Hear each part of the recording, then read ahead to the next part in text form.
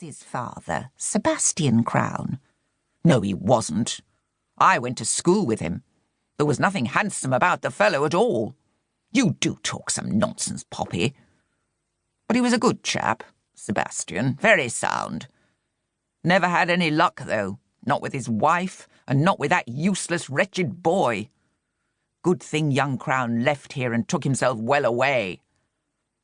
"Funnily enough," Poppy began, "the other day Roger had already turned back to the window, and Poppy let her sentence remain unfinished. Roger would only say it was nonsense. But at the time she really had believed it. And now the fire. It was worrying. "Perhaps I should ring Serena," she thought. "Aha!" crowed Roger from the window, where with his comb of pink glowing hair he did resemble some demented overlarge cockerel. "Do you know what wouldn't surprise me a bit?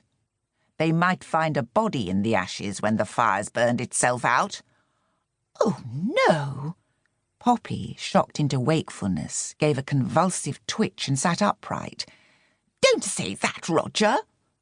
"Oh, go to sleep, Poppy," said her husband. The fire had done its utmost, but Key House was not easily destroyed. It was a stone-built construction dating from the early 1700s. Its first residents moved in while Queen Anne still ruled. The Hanoverians were poised to take the throne on her death, and exiled Stuarts plotted to deny them the prize. Key House saw them and future generations come and go, weathering all storms until now. Its walls were nearly 3 feet thick at the base, tapering as they rose to less than a foot in width beneath the eaves. It had been roofed with some of the 26 sizes of traditional Cotswold roofing slate, each with its own name and allotted position on the roof. They had cascaded into the interior, and now lay higgledy-piggledy below.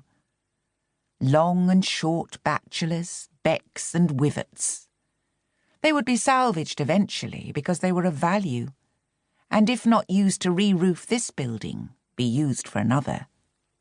The rest, oak staircase with turned banisters and ornately carved newel post, floorboards, joists, beams, and age-darkened panelling in the entrance hall, study and dining room, was all gone. The remains of the beams were still recognisable. They had been fashioned from ancient tree trunks. They smouldered, badly charred and blackened, broken into irregular lengths, but they still showed the knot-holes and the occasional gouge where the carpenters fashioning them by hand had scored too deeply. It was mid-afternoon before it was realised that a body lay beneath the rubble, in the area that had been the kitchen, where the remains of modern-fitted cupboards hung blackened from the walls. Roger Trenton would soon learn he had been right.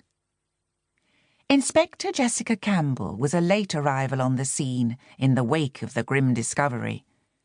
She watched the steam and smoke billowing from the defiant shell, and felt on her cheeks the heat being given off in palpable waves from the once mellow blocks of Cotswold stone. Now soot-blackened and still too hot to touch. They, too, were survivors. She put her cold fingers to her face and felt them absorb the warmth and the tips tingle. It had been a mild month until recently, but over the last couple of weeks, winter had announced itself in uncompromising fashion, with the strengthening winds and first frosts.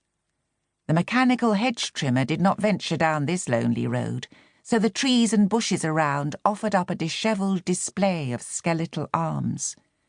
The fallen leaves piled in drifts and filled the ditches. Any trees still sporting growth did so with an air of defiant apology. It was as if they knew the few shabby scraps of foliage clinging on were no substitute for the reds and yellows of their autumnal glory days, even less the verdant shades of spring to come. Dry leaves had floated across the neglected lawns of Key.